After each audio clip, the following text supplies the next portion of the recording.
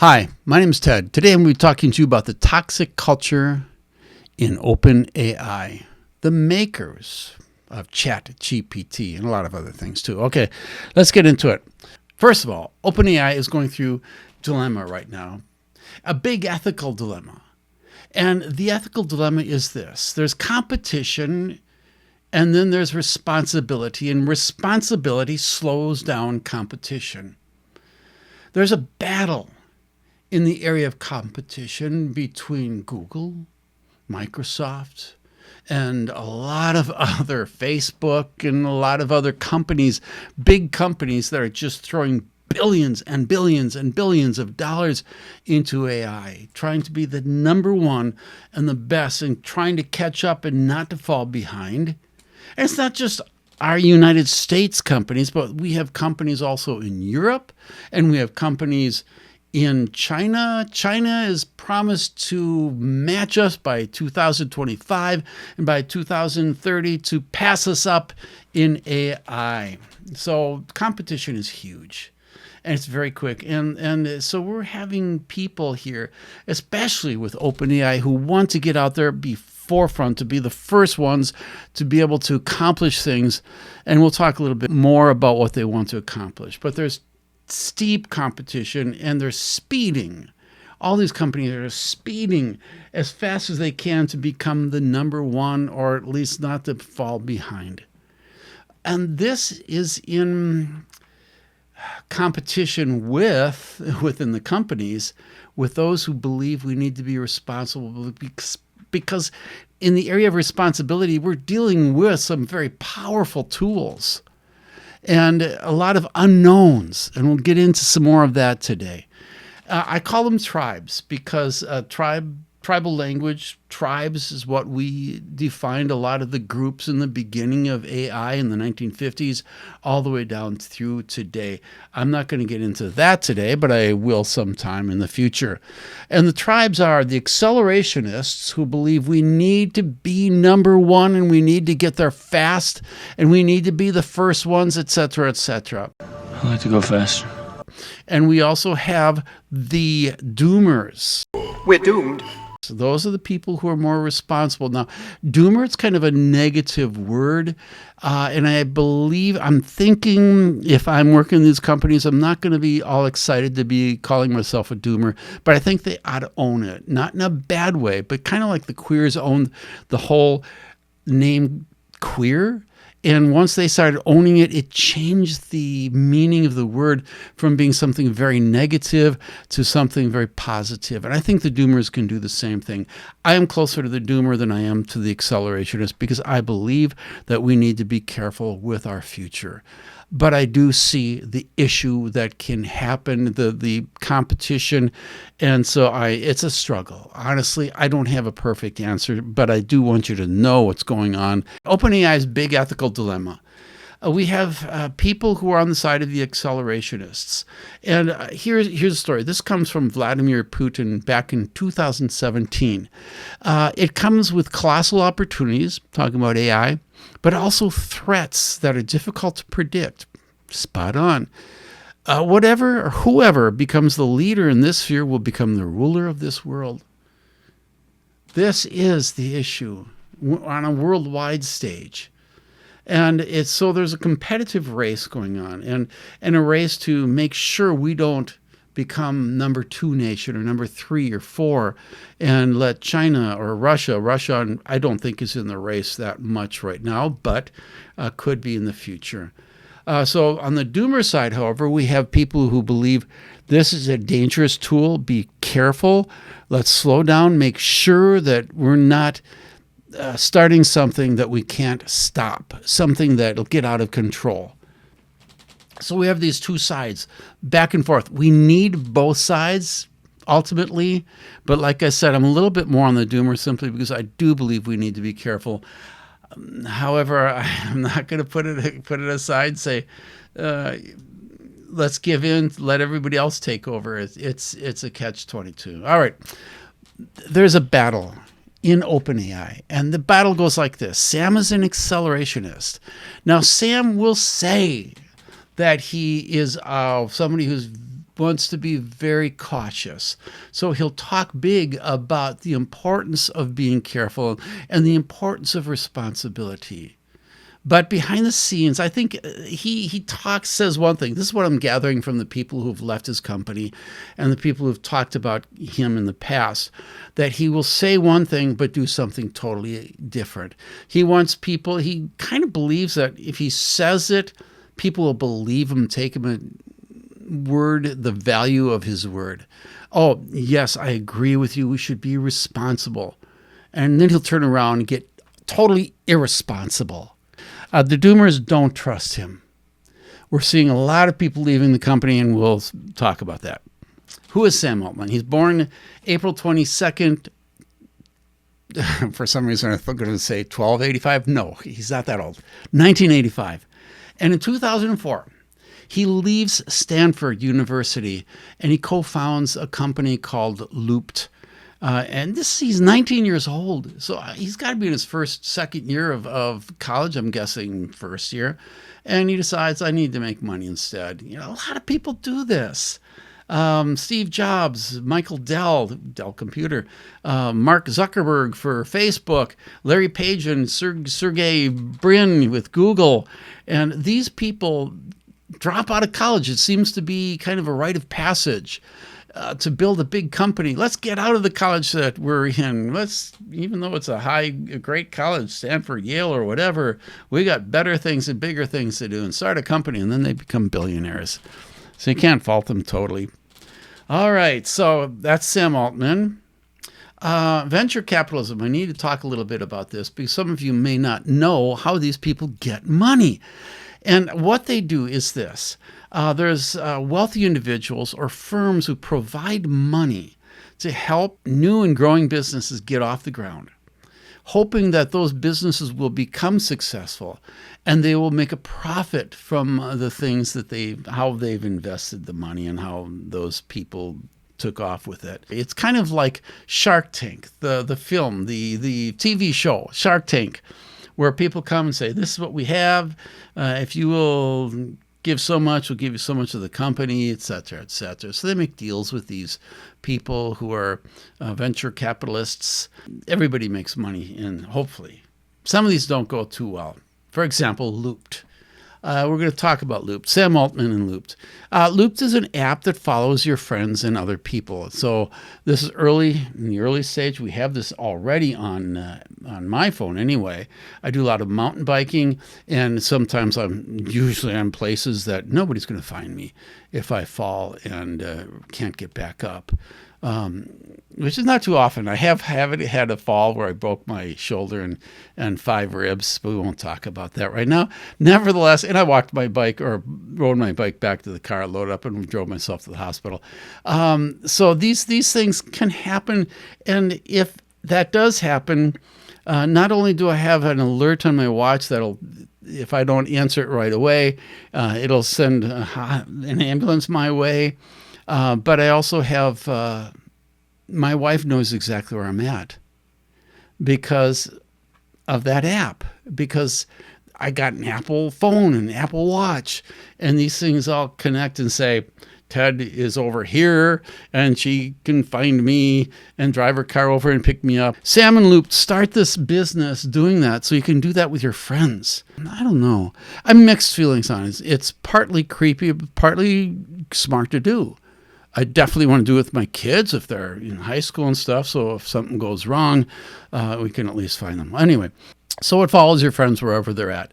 The management team went to the board there twice. Now, this is according to Helen Toner many years later. The management team at Looped twice went to the board and asked the board to fire him because he was deceptive and chaotic in his behavior. Now, this is confirmed likewise in his job at OpenAI. He seems to follow that same routine. So even though Helen Toner, who is somebody who definitely doesn't like him, even though she's the one who's saying this, it does ring true because she's not the only one saying this kind of stuff. All right, Y Combinator. The Y Combinator, we're going to get into this because he's going to work for Y Combinator. In fact, he'll be working for Looped and Y Combinator for a while. Then he'll move over to Y Combinator. Y Combinator began in 2005. Y Combinator helps startup companies. They helped him start up his Looped. They invest, they train, they mentor. A great company. It sounds really awesome. They help build networks for people wanting to start businesses. And Sam started at Y Combinator. He started working there in 2011. He sold Looped for 2012, 8 years after he started it. And he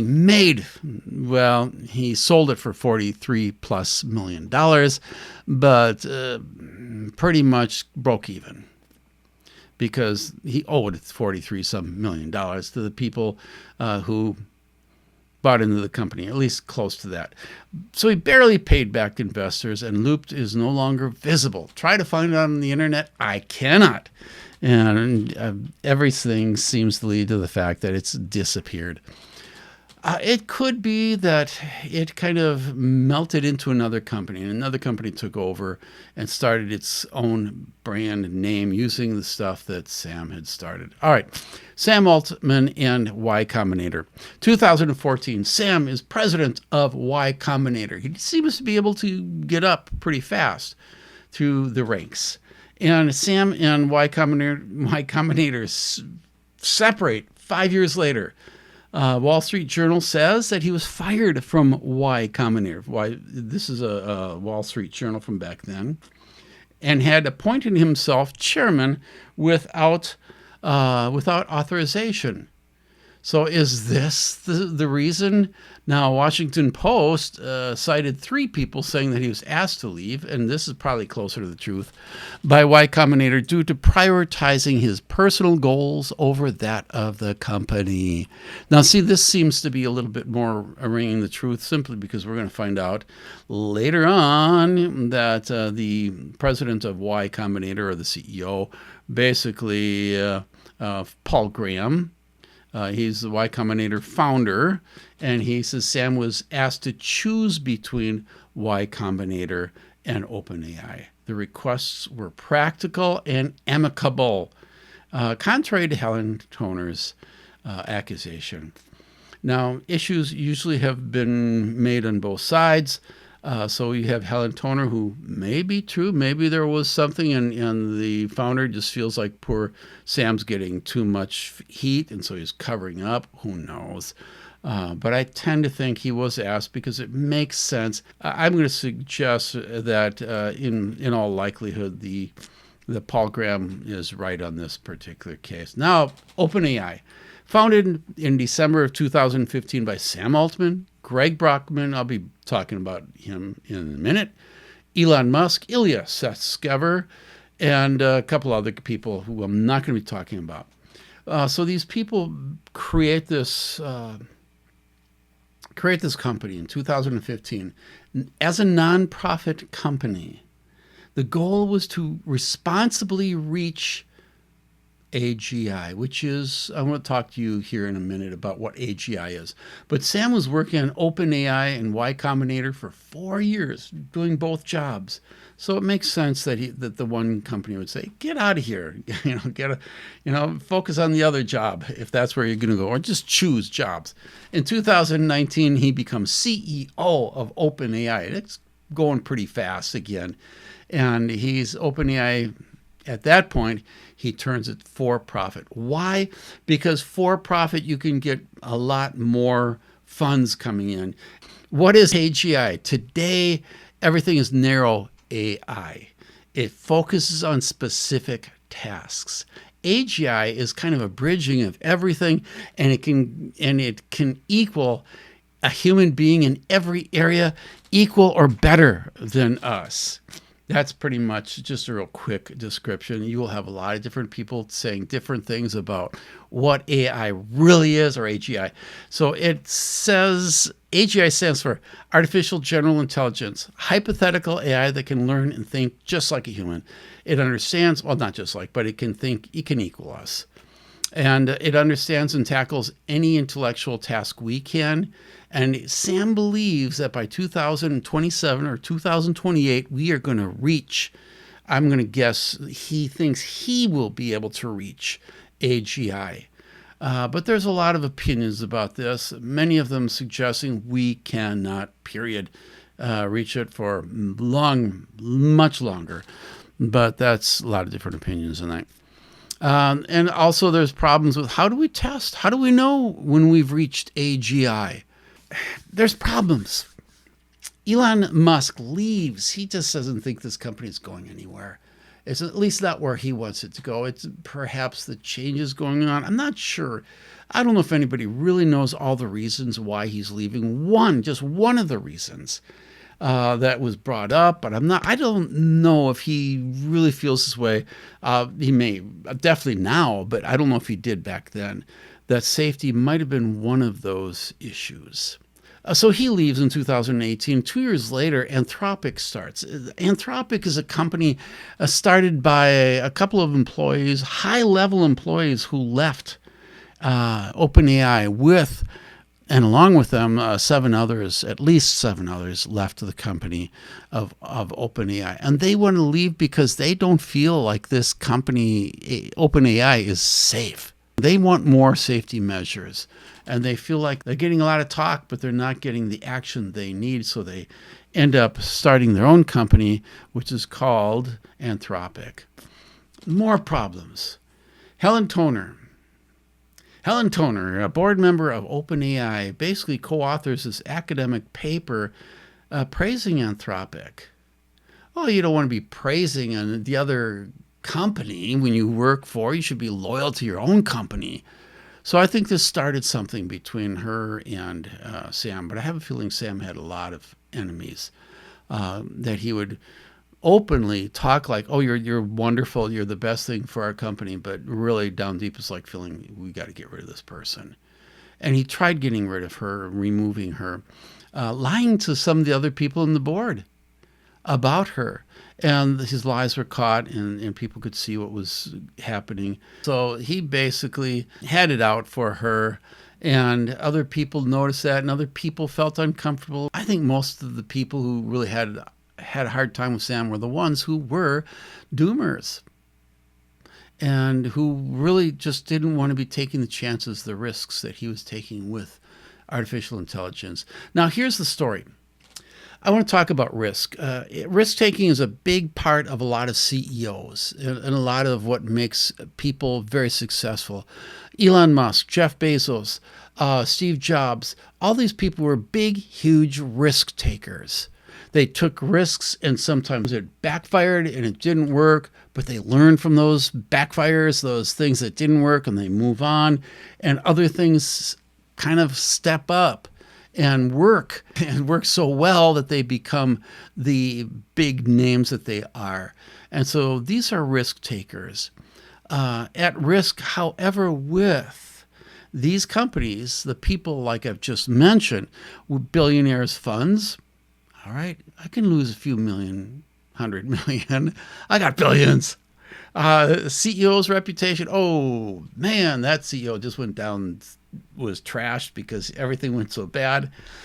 But it's the CEO and the shareholders, of course, the people who had worked there. Oh man, I lose another job. That's today's world, by the way. I lose another job. I got to go find another job. So these are the things that are at risk in most cases. But when we're talking about artificial intelligence, that we have a bigger something going on here than just shareholders. I mean, the shareholders are all of us, because we're all going to be affected. What happens if AI goes rogue? What happens if something goes wrong with AI? What happens if it accidentally starts a nuclear war? It's just going to affect all of us. Basically, shareholders are all of us, and there's much more at stake than simply a company and a few shareholders, maybe thousands. If we're talking now millions, we're talking the planet, pretty much the planet. He talks doomer, oh yes, we need to be very cautious, we need to be responsible, but his his definition of responsibility is different than what other people are getting. AI fears. I'm going to really quickly go through this because I know there are bigger things that they're thinking, but just some of the little stuff that's going on, some of the things that could happen. Bugs. There's always bugs with technology. Bad actors, people who use AI in bad ways, losing control of AI. That's one of the fears. AI going rogue. Black boxes. Black boxes are just areas that we don't know what's going on. Why did AI come up with that? I don't know. All right. Bias, the unknown. I think the unknown really scares a lot of people because with the unknown, you can't control the unknown. You can control things you know, but you can't control things you don't know. Now let's talk about what led up to Sam Altman's firing, besides the stuff that I was talking about. Public reasons. 2/3 of the board wanted a new CEO. 4 out of 6. They want a new CEO. They're tired of Sam's lies, deceitfulness, him putting out things without telling them, doing stuff without bringing the board in. They're supposed to be the ones who are in charge. Why didn't they like him? According to Helen Toner, he created a toxic culture. Psychological abuse. He was manipulative. He lied towards the board members to get Helen Toner out, as I mentioned before, hiding things from the board, gave inaccurate information, launched GPT without telling the board. That's a big one. And my theory is that he does these things because he knows they'll slow him down, and he doesn't want them to slow him down. So he gives them the words they want to hear, and then he'll do contrary. I don't know if at this point he's starting to cut the funds from the safety groups in the company, but he will eventually do that. Q Star is also something big. It was really rumored to be the big thing back then, but I think a lot of what was going on was just the distrust of Sam. Nevertheless, let's talk about Q Star because this might have been the straw that broke the camel's back, as they say. Q-Star is a possible mathematical prowess. There are mentions of spooky math abilities.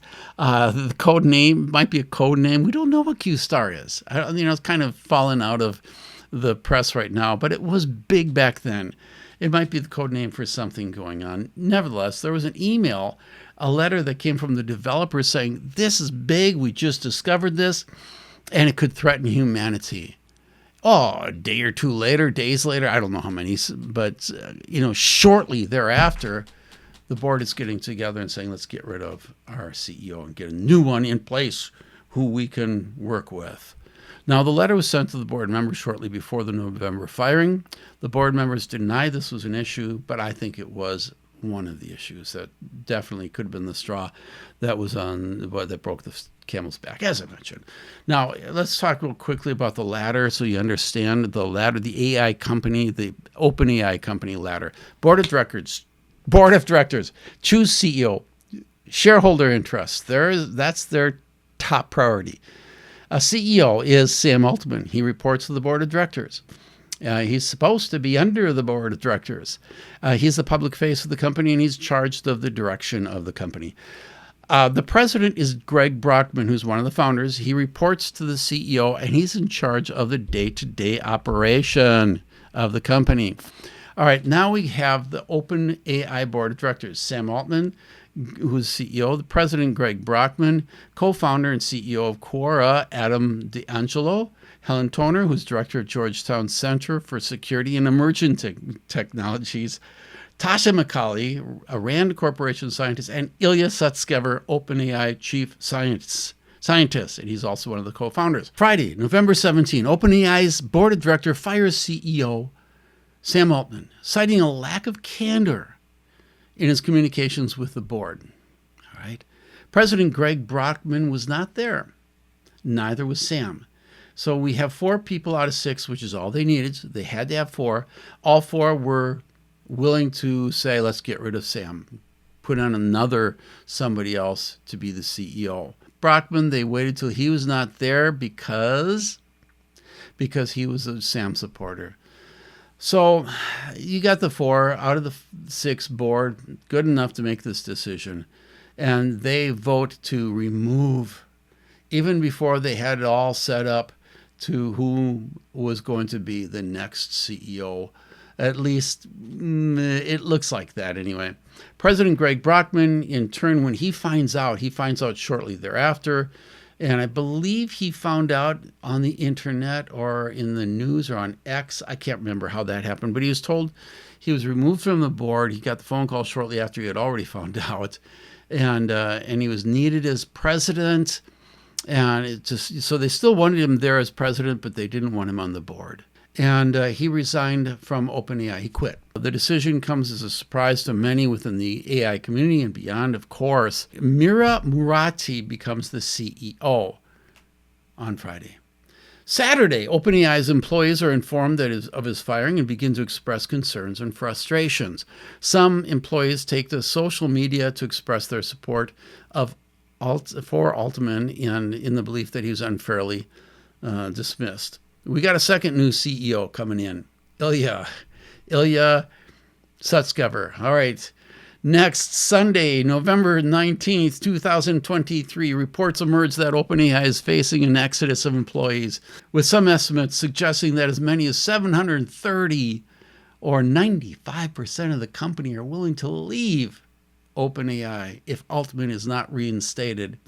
The potential loss of so many employees is just unheard of, and it just caught them by surprise. This board did not expect this. They think, well, we'll just have a nice smooth, everybody will be with us on this. There'll be a few people don't like it, but it's worth it. Microsoft CEO Satya Nadella, he basically hires Sam Altman. And by the way, I get conflicting reports about this, whether he was officially hired or whether it was just an official, come on board, we'll take you, and we'll take everybody who leaves OpenAI. They're all going to be part of our team now.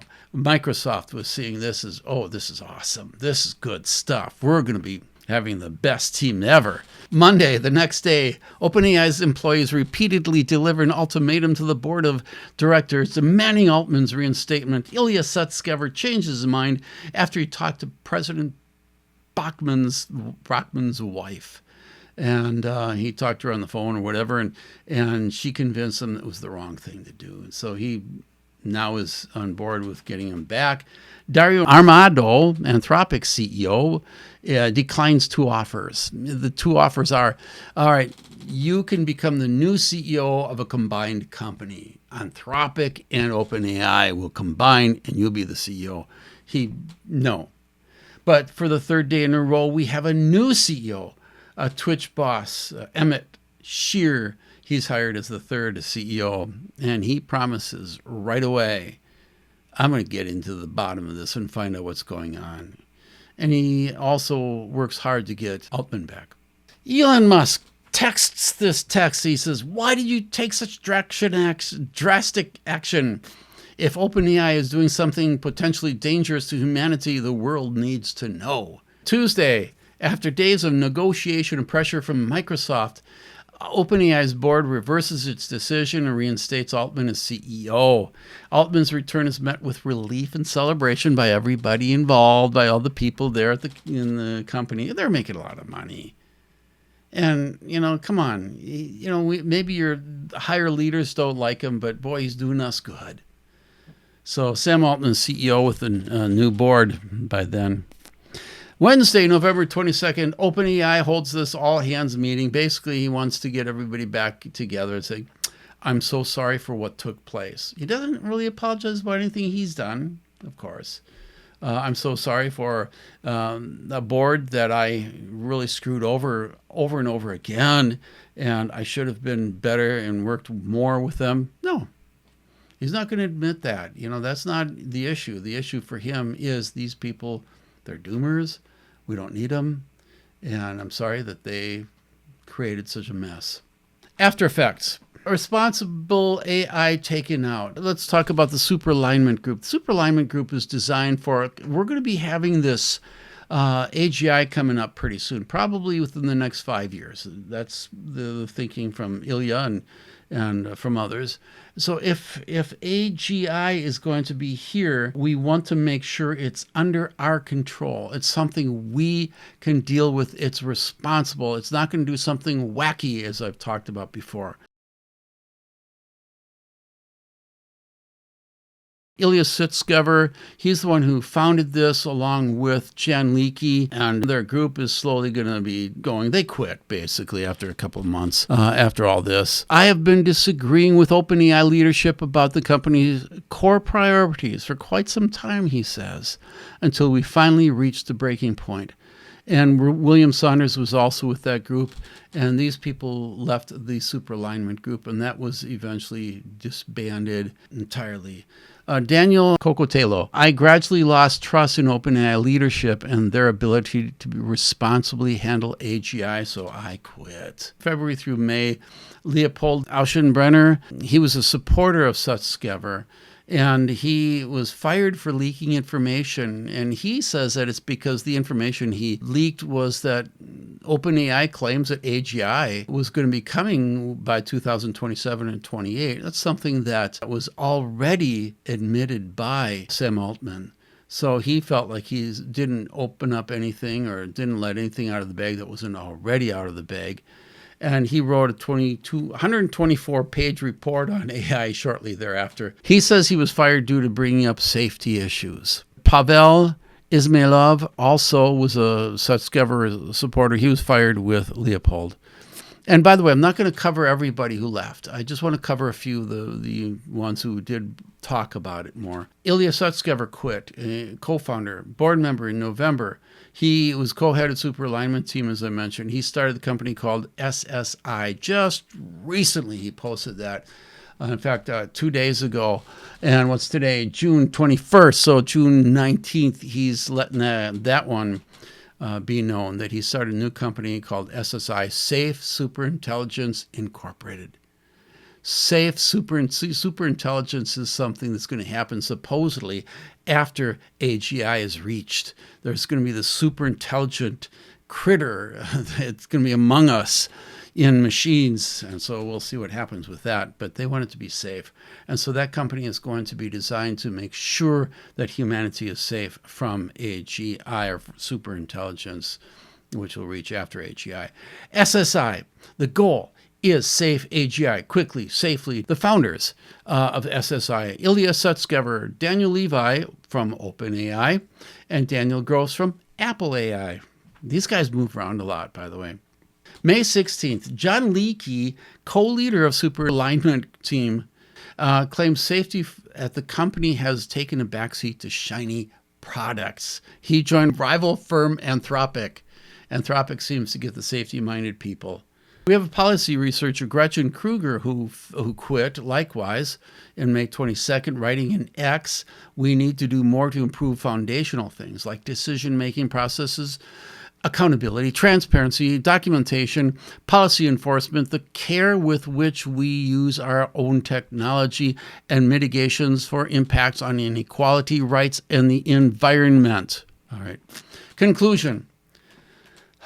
I came across this, and I don't know how much this is true. There is a core, I'm going to say, is true on this. But we're counting on newly wealthy tech nerds to self-regulate. What could go wrong? So what do you think? Leave a comment. Let me know what you think. Like and subscribe and all that kind of stuff. Don't ask me why I have a cat in there, but I like him. Listen, y'all have a good one, and we'll see you around. And hopefully I'll do a lot more videos like this. And let me know some of your questions, stuff that you'd like me to cover. And this is Ted. We'll see you. Bye.